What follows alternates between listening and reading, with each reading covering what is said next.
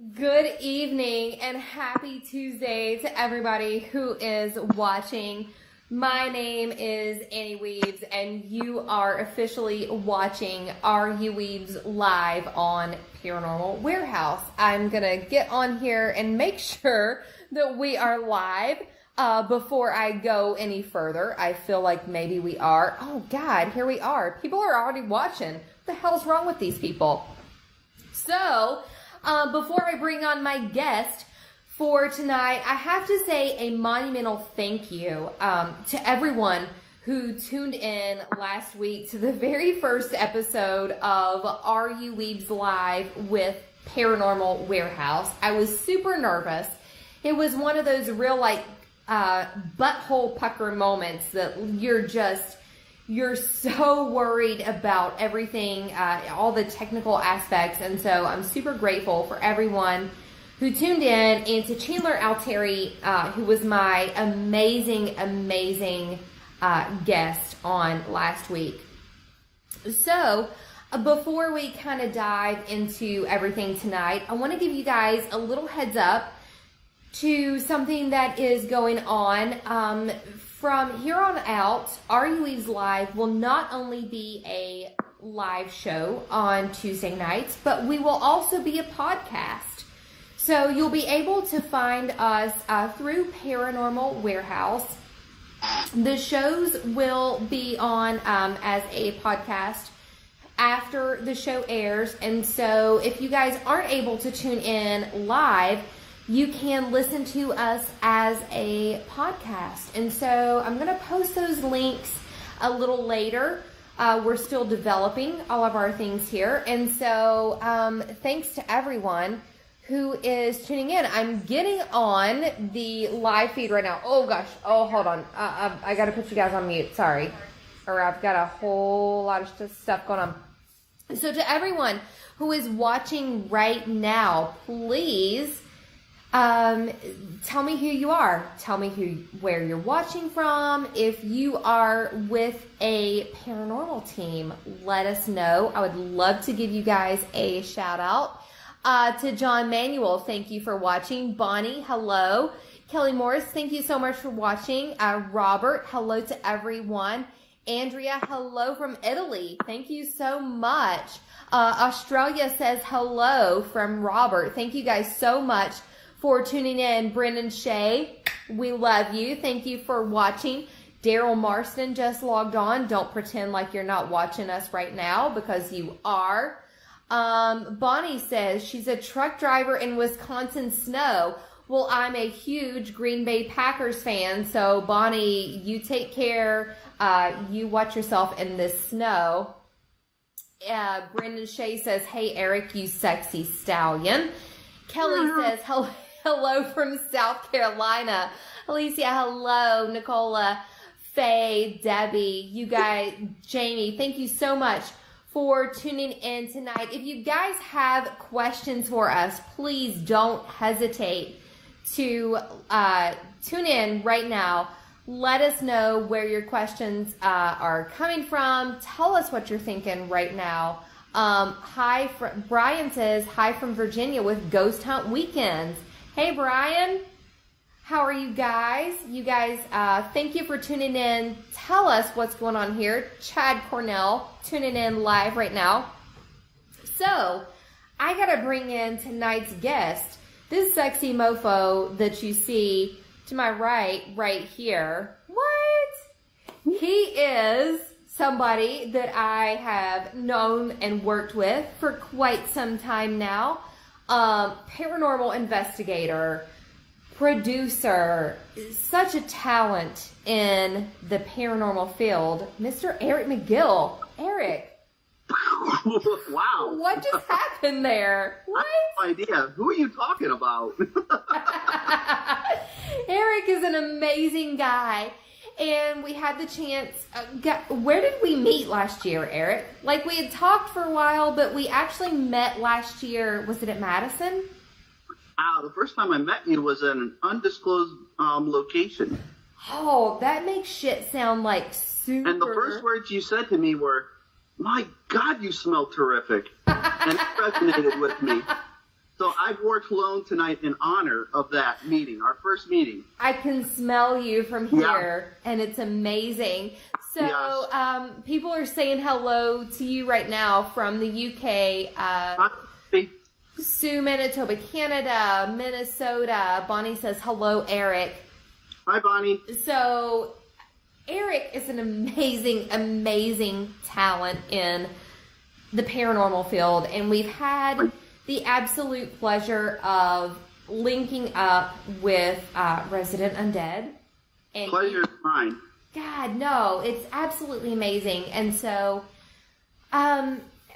you know, we know a lot about each other already just from that. And so I think my question for everybody who I bring on the show for the first time is, where did you start in the paranormal? Why?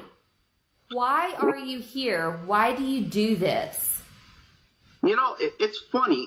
My interest in the paranormal started before the TV shows and before, you know, it got really big and popular, which, by the way, I love, and I'll get into that. But it started because of an experience I had when I was a child at an old farmhouse in Streetsboro. It's kind of a long story with an epilogue, but essentially I stepped outside my backyard and I saw this kind of like tall guy in like a red jogging suit, with white pinstripes down the side, and he started moving very weird and jerky, like real quick.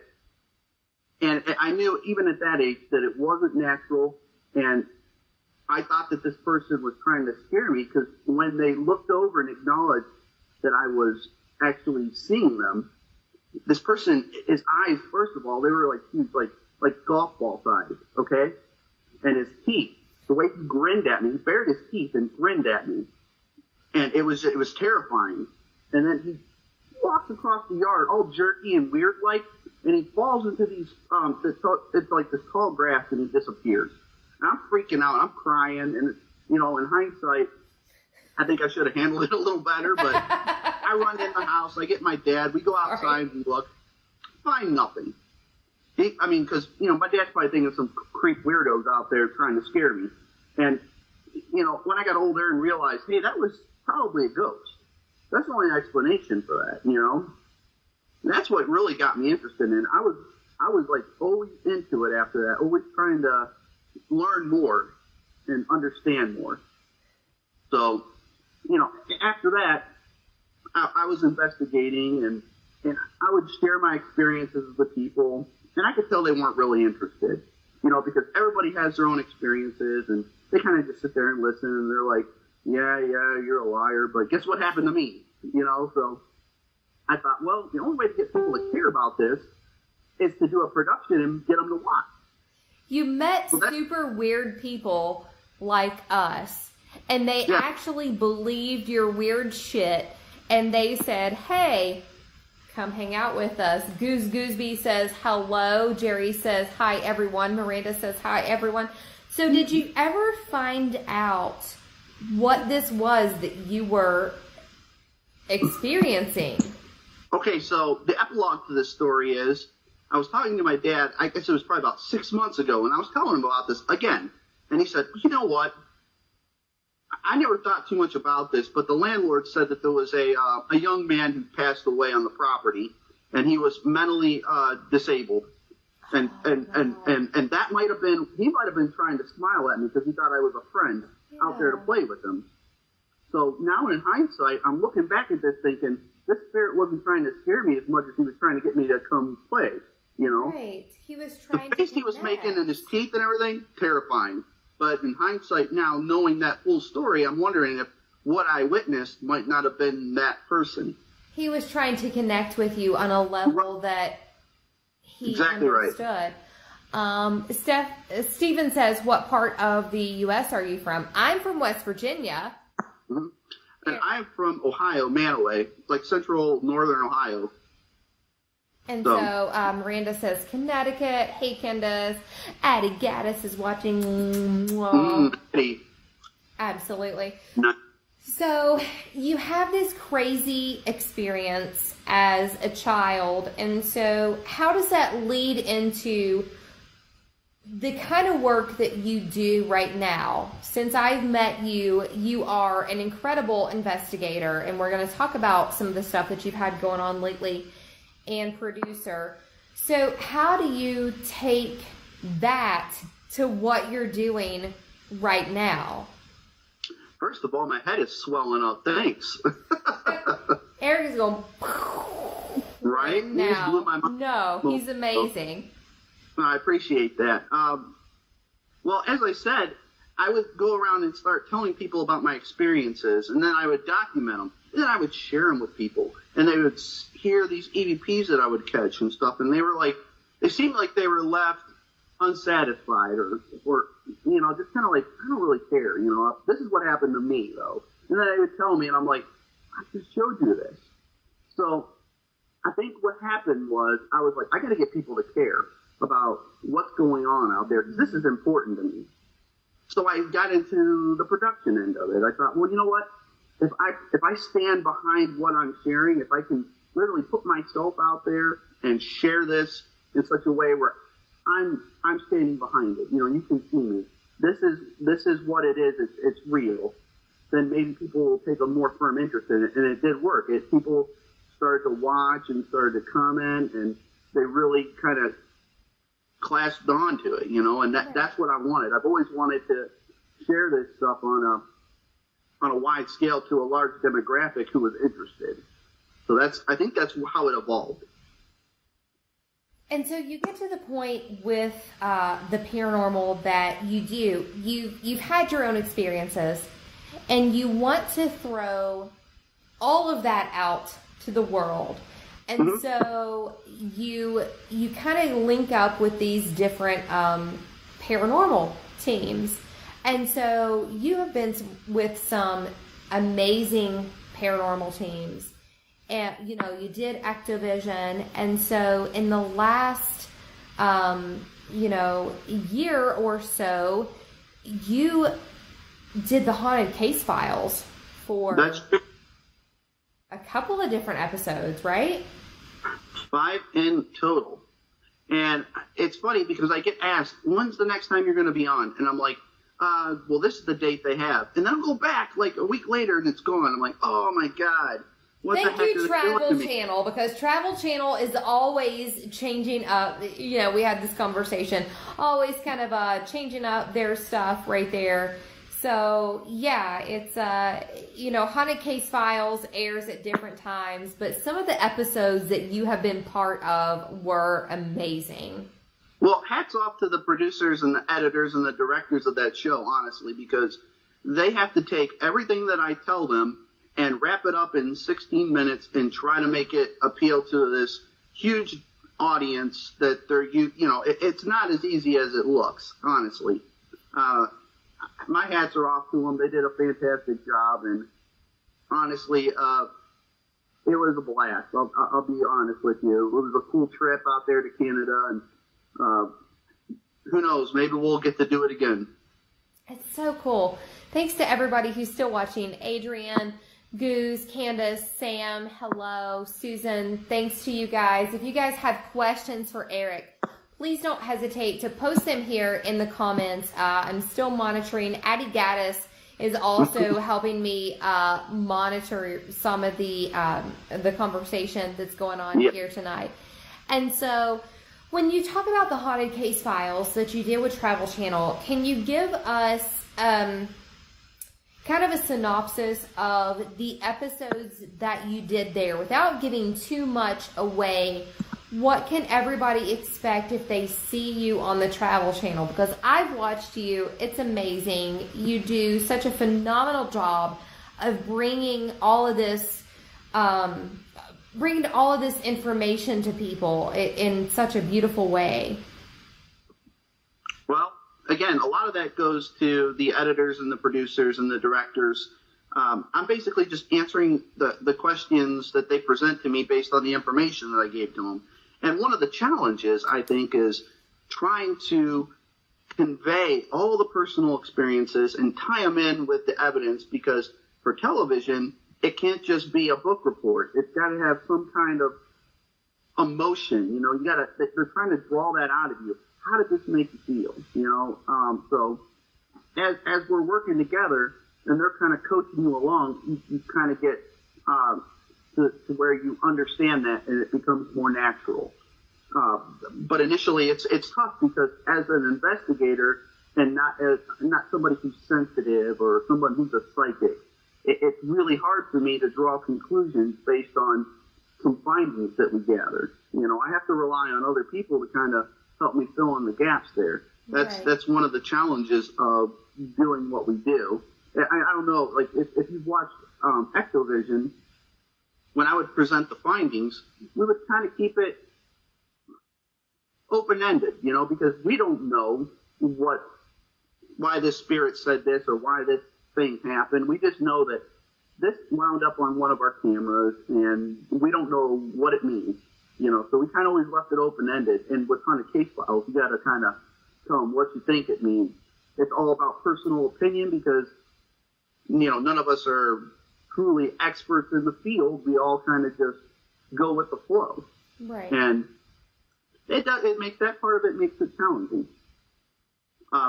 What was the other part of the question, since I'm a droner? It's okay. So Bonnie says she's doing an investigation in June at Malvern Manor with a group of Paranormal Warehouse fans.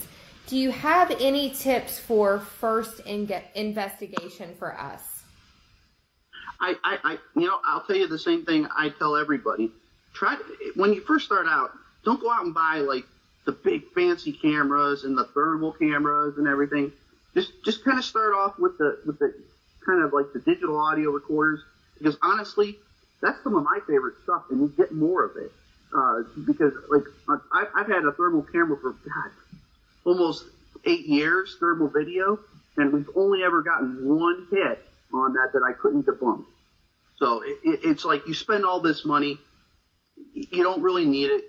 Get yourself like one of those cheap cameras from Walmart, if they have them that have the IR, and get yourself some digital audio recorders. They're not much; they're like $20. Right. And that's how I approach it when I started off, and I'm kind of glad that I did. Because if I wouldn't have, I might have wound up with like a plethora of equipment that I would never use, and nobody wants to, refinance their home just so that they can take on a hobby.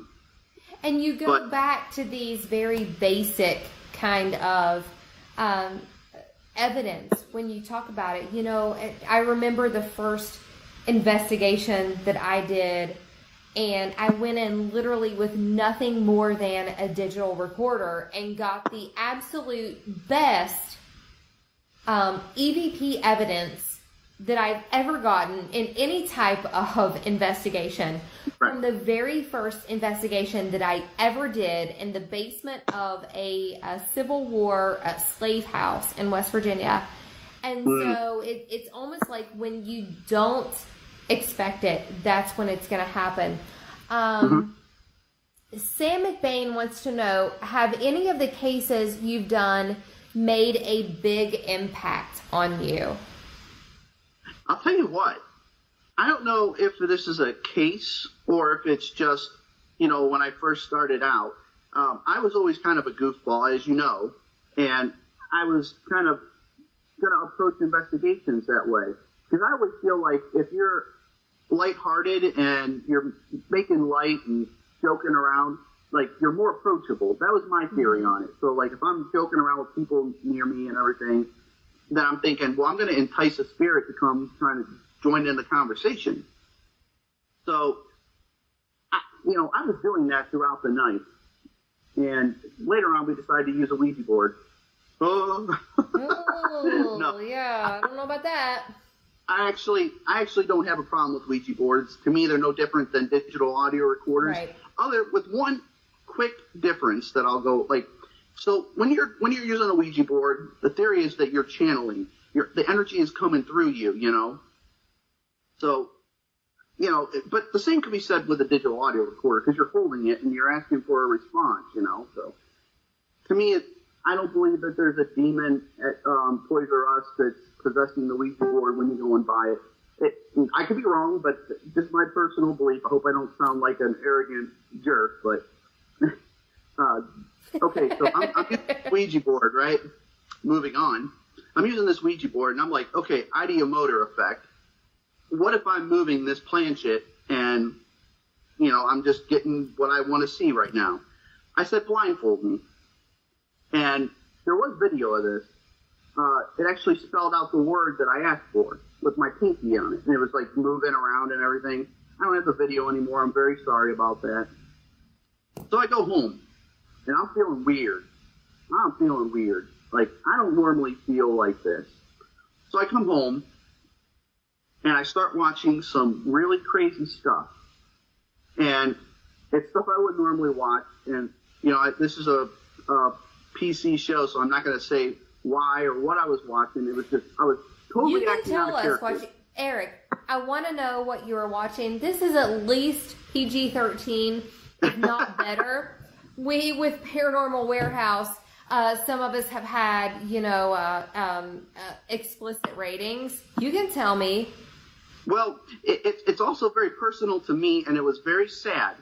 I was watching these videos, highly inappropriate, out of my character, and I was watching it because normally I'm a freaking goofball. I'm having fun, I'm joking around, I'm laughing, I'm goofing off. I'm watching these videos for God knows what reason, and I'm bawling my eyes out, and I'm just feeling all this sadness and all this helplessness. And all of a sudden, I saw something, and I felt something like in me, and I was like, now you know what you're doing, so you need to take this seriously. And the feeling left me, and I was like, holy crap, what just happened to me? So I'm sitting in my room, and I'm like, I get up, I turn the computer off, and I'm like, okay, now I understand what I'm doing. This isn't about joking. This isn't always a laughing matter. This is serious, what we're doing. We're trying to make communication with possibly a woman who was raped and murdered. We're trying to bridge the gap of communication with a child who might be scared to death, who's trapped in a home. That's why this is more than just, fun. This is something we need to take a little serious when we're talking to these things. We don't know if we're talking to a serial killer. We don't know if we're talking to a demon. Not that I necessarily believe that there's demons trapped in buildings, but you get what I'm saying. You don't know what you're dealing with, but you should kind of take it seriously. And I want to touch on that later. And so Candace posted in the chat, says, has there ever been a case that you came across that you didn't want to touch for whatever reason? Yes. We've all been there, Candace. Can I just tell you, we have all been there at some point in our paranormal field. We're like, I'm not touching that with a 10-foot I love that question. Yeah. Candace. That is a fantastic question. But I'll tell you what, when you're investigating residential cases, generally the scariest thing is not the ghost, it's the people. It's the people. Thank you so much. I don't want to go into specifics, but, I was very close to reporting some individuals. But before I could do it, they ended up burning down their apartment. So These people needed help. Yeah. And they needed actually professional help, not like come investigate my house kind of help. So, yeah, that is absolutely true. Residential cases they beat the crap out of you. They will beat you up. My hat's off to anybody out there who takes those on. For all of us who have been in the paranormal field, we all got our start, I think, in residential cases. And so you're so eager at that point to go out and investigate all these different types of activity.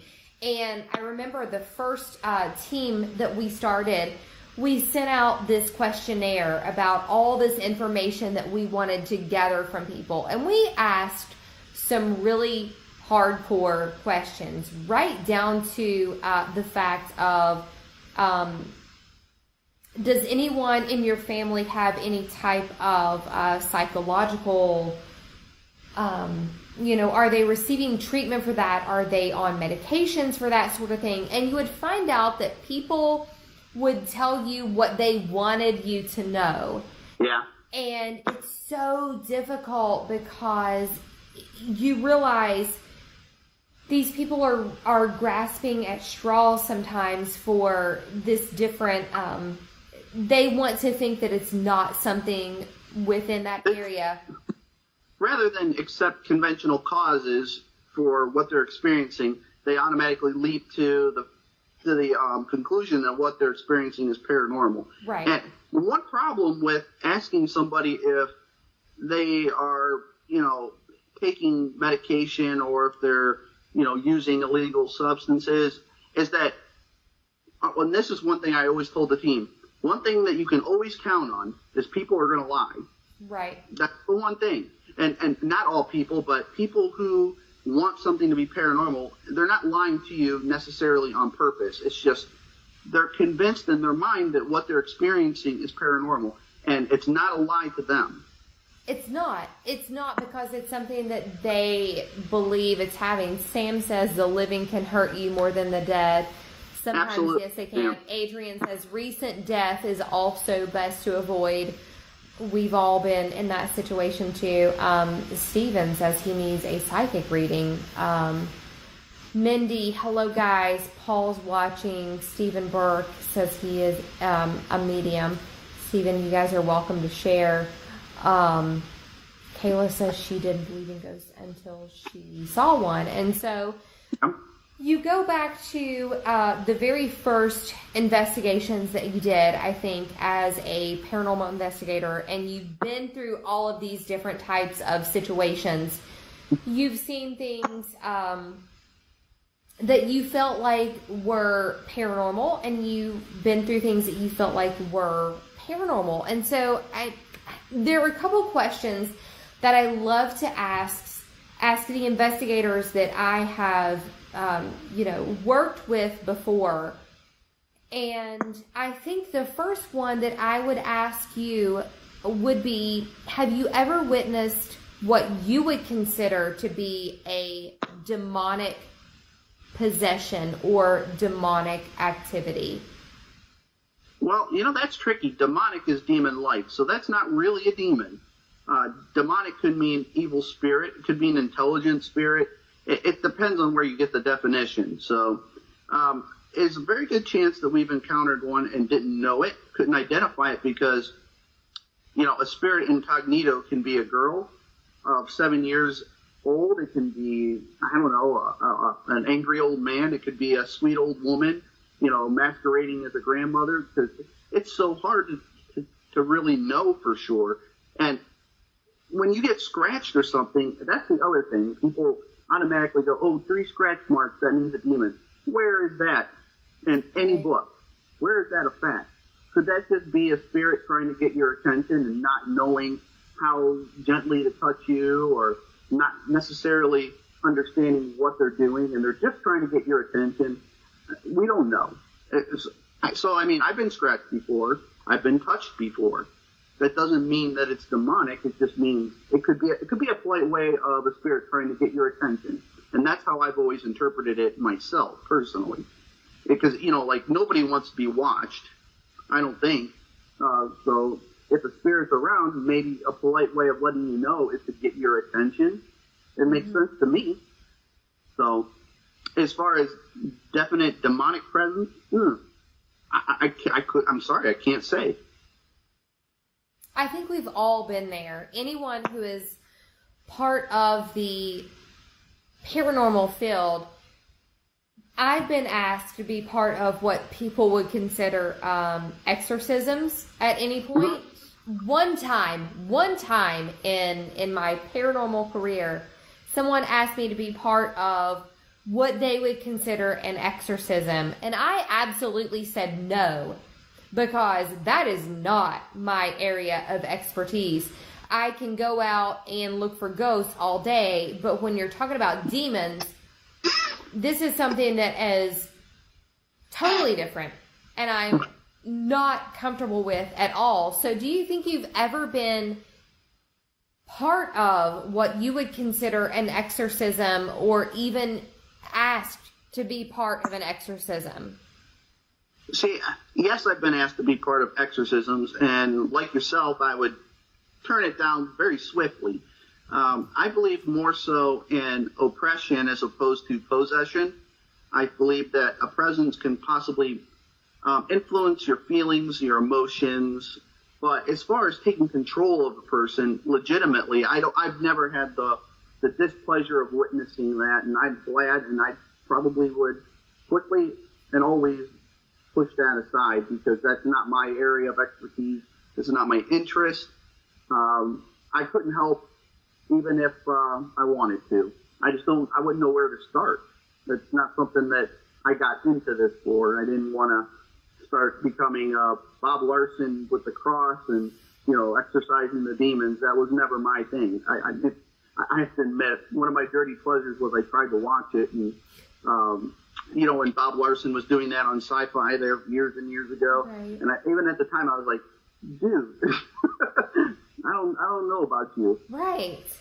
No, and I'm right there with you. There's 100% difference between what you would consider a demonic possession and a haunting. And let me see. Tammy says, I'm new here, so I would like to know how long you guys have been doing paranormal hunts. Eric, how long have you been doing paranormal investigating? Oh, my. I was probably getting close to 13 years now. 13 years of going out and starting off in cemeteries and then moving into, you join a team and then they don't like you, so they get rid of you. That's the norm. We've all been there. Huh? We've all been there, yeah. Right. They decide they don't like you, so they get rid of you. That's normal. Right. But it's generally over something trivial. I don't know, like in my case, I was the newbie, and I had all the equipment, and there was a dispute over one of the readings or something, and I honestly don't think you should just rush into someone's home without doing a little bit of research and doing an interview. Like I always believed that firmly in getting some answers and doing an initial walkthrough and that sort of thing. So I kind of was like, I don't want to rush in, fools rush in. There's truth to that. So I don't think that they like that very much. And I respect them for their decision. There was no hard feelings. I'd say we're all better off, right. I'm happy where I'm at, and I'm sure they are too. There's no hard feelings. And we've all been there. When you start in the paranormal field, like I said before, you kind of grasp at all these different things that are thrown at you. And occasionally, it's gotten us into trouble. You get into these cases that you realize are more about the people than it is any type of paranormal investigating. And so at that point, you kind of back off and you realize where your stance is in all of this. And so it's just something that you learn over time. Mike just asked, have you ever heard growling on a hunt? Absolutely, yeah. Where? Let's see.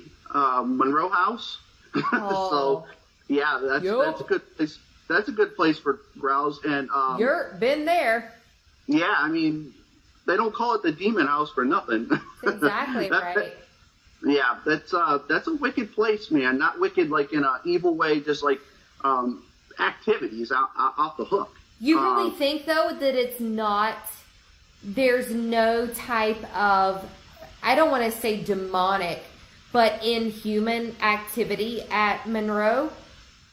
Well, I've heard that there might be inhuman activity, but, again, me not being a real true sensitive or a psychic, I can't really say for sure what that would be called, growling. People can growl. I mean, if it's a spirit of a human, it could growl, I'm sure. If it can vocalize other sounds, it's not, for me, it's not out of the realm of possibility that it could be a human, considering especially what we know now about the property.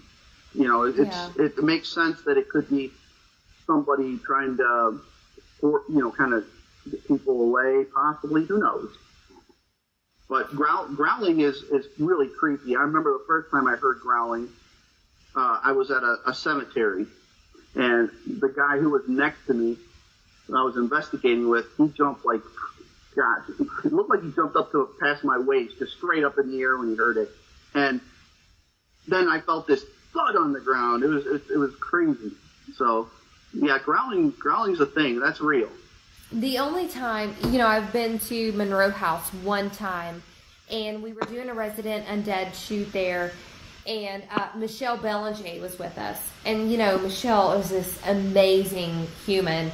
And we all kind of went in and had a similar reading of, you get something that is human there, but you also get something that almost feels inhuman. Elemental, I think, was how Michelle described it. And so you get that cross characteristic of the human and the inhuman, and you don't really know how to proceed with interpret that. It. Yeah. Yeah, it's so difficult. Jacob says, have you been in Elvis's home and seen his ghost? No, Jacob, but as a child, I used to try to summon Elvis's ghost in my front yard with my best friend. That's a true story. Wow. Yeah. No. I'm learning a lot about you tonight. That was probably my first seance, was with Elvis, and trying to figure out, was he really dead or not. Sam says, what's the funniest or oddest thing that a spirit has ever said to you?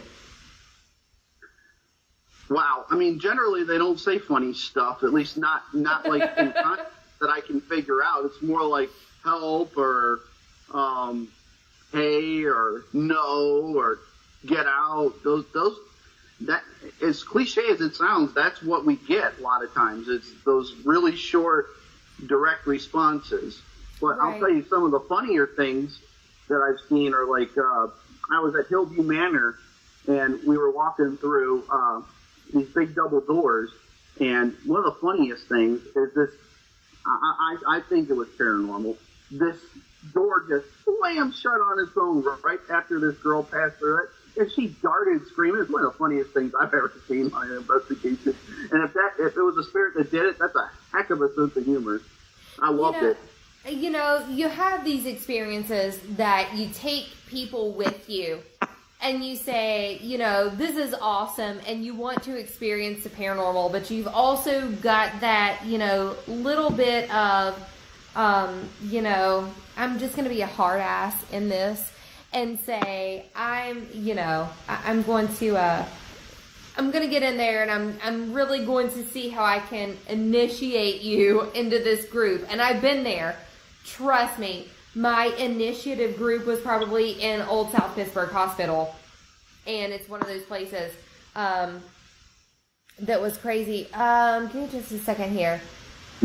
John Ward says, Annie, I had a dream involving the Monroe House where I saw a face and was able to almost to a T describe the basement without ever being there.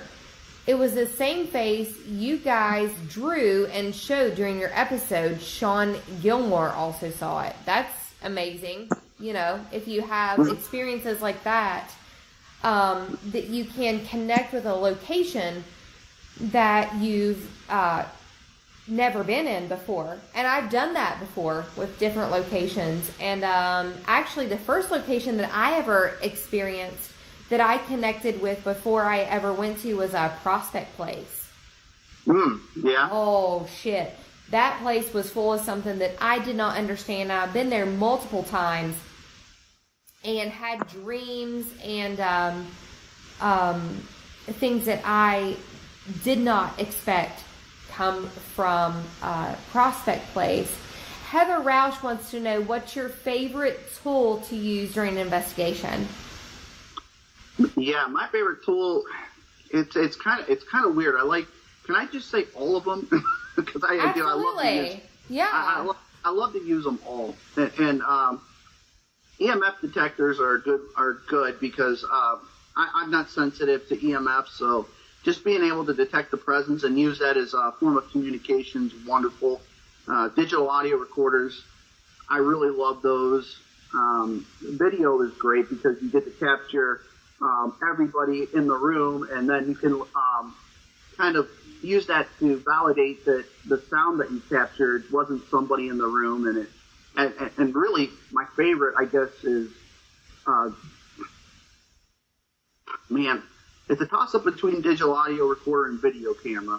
Right. I really love EVPs, and I love to be able to validate them. So maybe videos, just like a video camera. Yeah. Just put up a static camera and record and wait for the EVP to come through and know that nobody's around, because you can see that nobody's around, and then you kind of get that validation that it's, it's at least unexplainable. I love that feeling. Right. And then being able to share it with everybody, of course. Tammy wants to know, what's the longest and most difficult attachment that you've ever had, and what you do to protect yourself? That's a good question, Tammy. That's a loaded question right there, Tammy. Thank you. Yeah, so I'm one of those guys, an idiot. So I go into a location, and I don't bring the stones of protection, and of course I don't fault anybody who does. I think that it's great that you go in there and do what you need to do in order to feel safe and comfortable, but I've personally never done that. Also, I'm a pretty lame dude, so I don't have to worry about them getting attached to me. I come home, and I personally, I don't think that I've ever had anything follow me home. Not that interesting. I mean, literally, I sit in my bed and I'll play video games or something. But I moved into my place, and it does have some activity, so I really don't need to add to it. And but to answer your question, I don't believe that I've ever had what is definably an attachment. Maybe possibly some form of oppression. Maybe the closest thing I would have had to that was my Ouija board experience that I shared earlier. But it wasn't like ripped onto me. It wasn't like, oh, I can't get rid of this. I mean, I've never had the misfortune of experiencing that. And, thank God. So. Right. And Adrian wants to know if you think spirits can hitch a ride from place to place. Do you think they can follow you? Gosh, man, these are tough questions. They're great questions. We got so many great questions in the live chat right now. It's amazing. Yeah, thank you guys for all these great questions. As far as hitching a ride, man, it's paranormal, so for me to say yay or nay to that, I couldn't. It's got to be possible. If a spirit of a human being can be present at a location after their body is gone, who's to say that spirit can't walk down the road or go travel somewhere else? I totally think that's possible in theory. So, great question. Absolutely.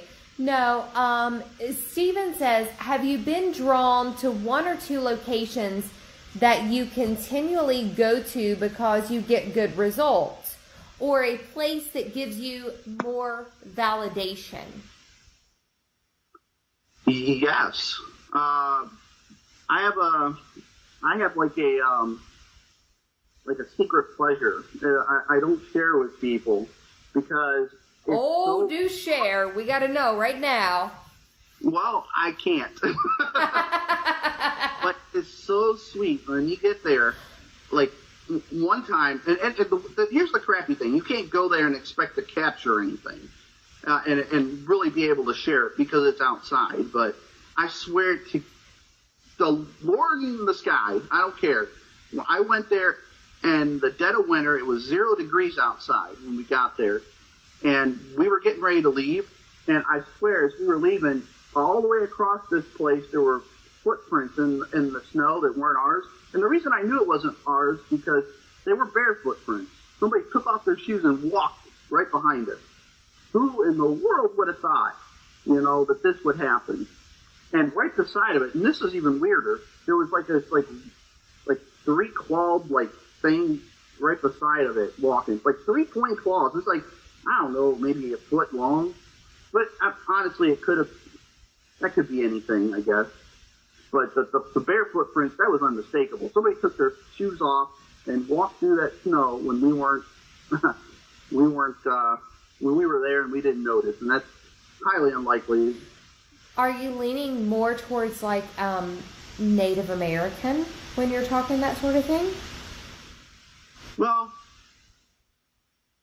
could be. It was a cemetery, so it was an old family cemetery plot. So interesting.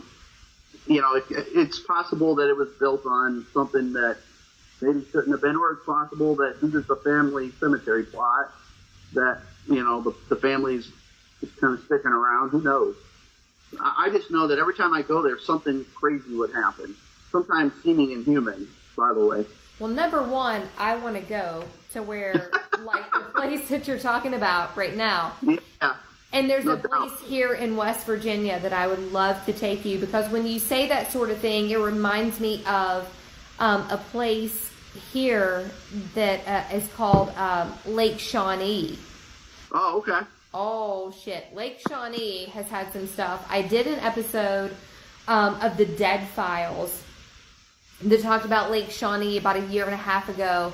And I was talking to the owner recently, and that is a place that I don't even know how to describe it. So many different types. Number one, it's the only place that I've ever seen a full-bodied apparition. Oh, I so sweet. literally chased off the property thinking that it was a human. And I wasn't the only person. There was someone with me who did the same thing. But it was just such an experience to go up there and feel that and have that type of energy all around you. And you're in nothing. You're not in a building. You're out in the middle of nowhere. And it's crazy to feel that type of thing. Okay, so I've got to go back to our questions here. Let's see. Oh, Sam says, do you not only hear and see, but smell different aromas when doing investigations? Man, that is an awesome question. It's a great question. And the answer is yes, yes, and yes. Examples would be a lot of people will smell like perfumes and stuff. And I remember at the Stagecoach Inn in Diamond, Ohio, the most profound phantom smell I've ever been a part of was this like lavender type perfume or something. And we followed this smell in the middle of the room, and then it would move, and then we'd follow it again to another room, and it just dissipated and disappeared entirely. That was like, before that experience, I was always like, people talk about cigar smells and different things like that. That really knocked me for a loop. Everybody who was there with us that night experienced that. Mm-hmm. And they witnessed as it disappeared. Sound, yes. You'll hear footsteps. One of the things I love are the disembodied voices, because that just makes no sense at all.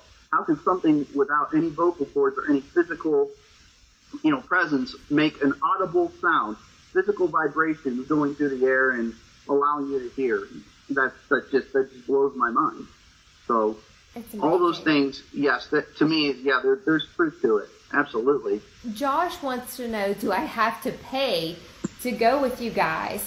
And so, Josh, I would say that probably the best place to catch us all together investigating would be Madison Seminary. And so, or I will make an appearance for $10,000 a piece. Just kidding. Or Eric is willing to rent himself out.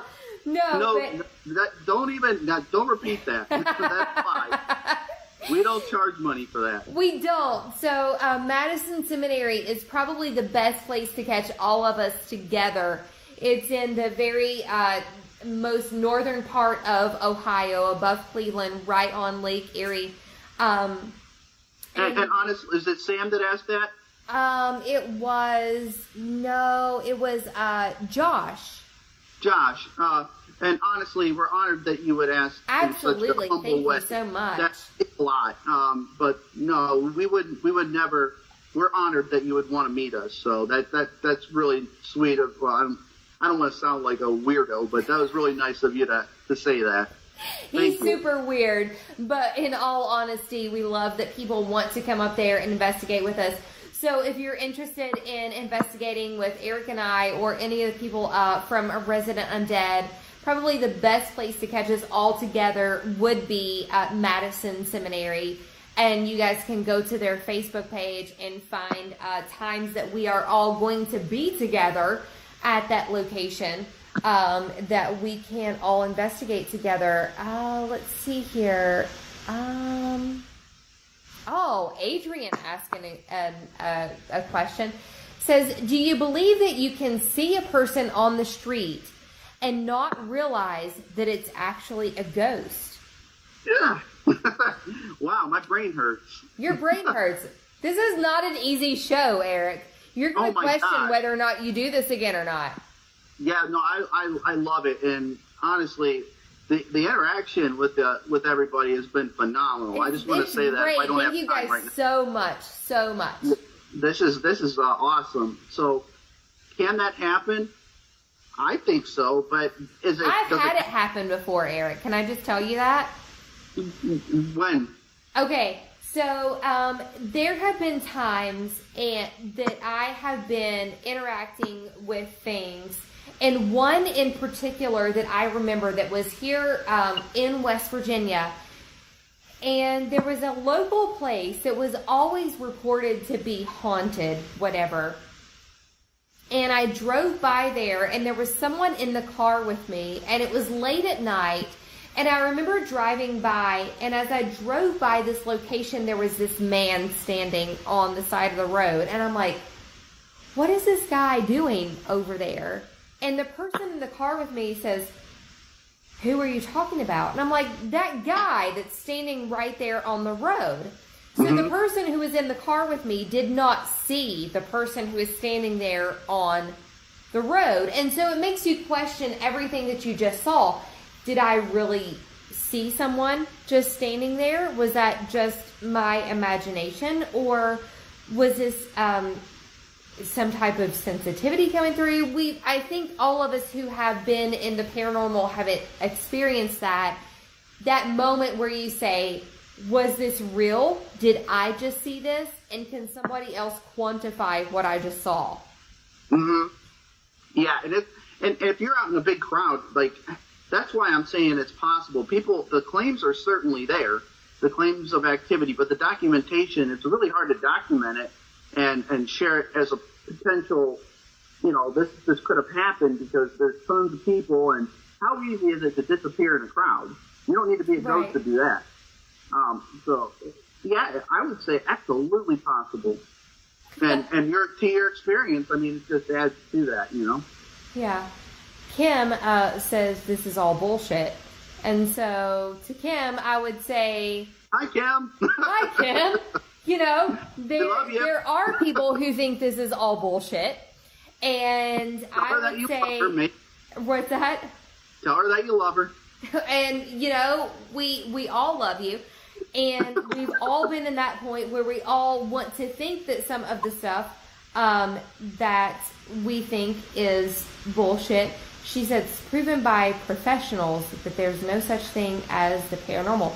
Kim, I would love to know what those professionals are, because there are a number of us who are scientific professionals. We're all trying to find that out on our own. And so we are all, throwing this kind of stuff in there together. That's a good point. Hey, Kim, can you tell us what professionals? That's true. Yeah, there are things. Mindy also says bullshit. Who?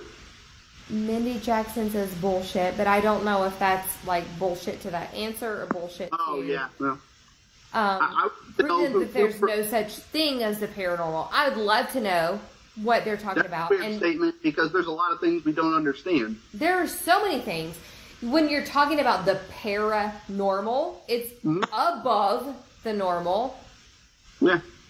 Kim says she's a retired funeral director, and after 40 years has never had one incident. And so I would say that there are people who are more sensitive to the paranormal field, and there are people who are more scientific about it. You have to decide where your union crashes in between. And because I've met both, I've met people who were funeral directors and everything in between. Some believed, some did not. It's not that it's real or not, it's in what you believe. Yeah, I respect that.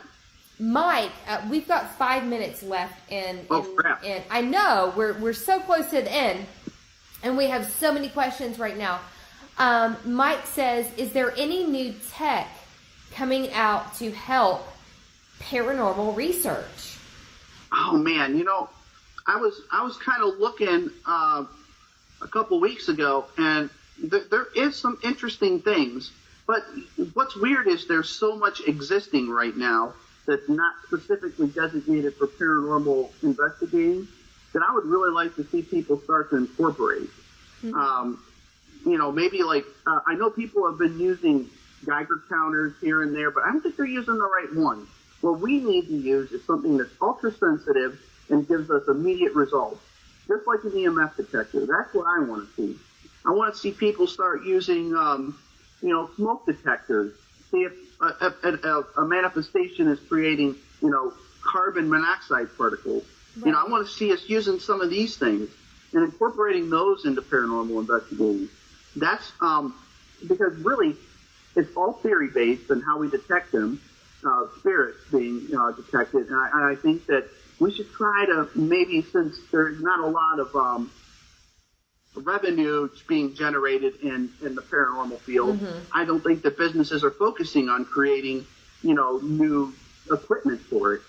But what we can do is we can take these household items and maybe some things that are already existing out there and apply them to the paranormal and see what kind of results we get. Like, for example, if you smell smoke, why aren't we using a smoke detector to see if it's, right. going to get a hit? I think that would be crazy and pretty phenomenal. One of the last questions I want to hit on right now, we literally just have 3 or 4 minutes left in the show.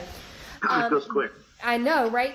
Jason says, what do you make of the doppelganger activity at Madison Seminary? Well, I think it's creepy. It's so creepy. Yeah, I haven't personally been seen there as a doppelganger, but I have close friends who have been seen as a doppelganger. Adam has been seen as a doppelganger, and I don't know how he feels about that. If it's just as I describe as a window in time that we're seeing through, where Adam was there, and that's what we're seeing is when Adam was there in the past, wearing different clothes and everything, walking through. It's not actually Adam that we're seeing. We're seeing kind of like a videotape playing forward, and he's not aware that we're there because this was him in the past. So it's not a physical being necessarily mimicking him as much as it would be his residual energy. And whatever's in the building kind of mixing with it and creating that circumstance. So you think it's more residual energy? Some people say it's residual energy. Some people say it's different, levels of time coming together. I think it's residual energy. That would be... It could very well be. Right. People talk about different planes of time and existence and all this kind of stuff. I don't know if that's true or not. But I absolutely believe in people leaving their energy behind in a location. And when you put that much love and heart and blood, sweat, and tears into location, that's the kind of stuff that you leave behind. Eric, we are literally in the last minute of this show. So everyone who wants to find you on social media, where can they find you? My name is Eric McGill, and you can find me on Facebook. I'm with Resident Undead, and I'm glad I have this last few moments because I want to give shout-outs to everybody. Annie Weebs, Shay, Becca, Adam, and of course Dave Wolver, who saved my butt all the time. I can't forget him. He's just phenomenal. Just everybody at Madison, the Mad Crew. Those guys are doing phenomenal work, and it's an honor and a pleasure. So thank you for having me on, and I'm honored to be a part of all this. So thank you.